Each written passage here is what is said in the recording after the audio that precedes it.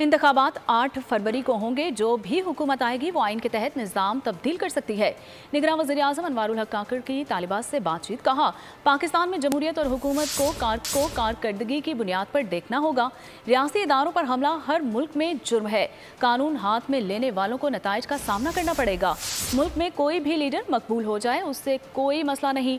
मकबूलियत बेहतर डिलीवरी में तब्दील ना होना तो तबाहकुन साबित होती है।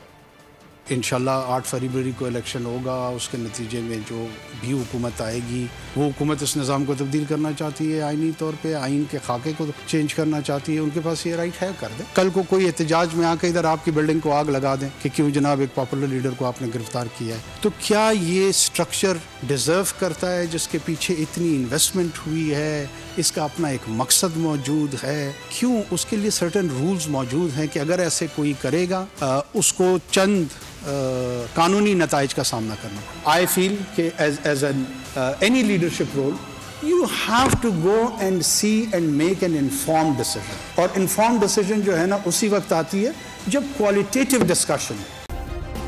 सब्सक्राइब करें और बेल दबाएं ताकि कोई खबर रह न जाए।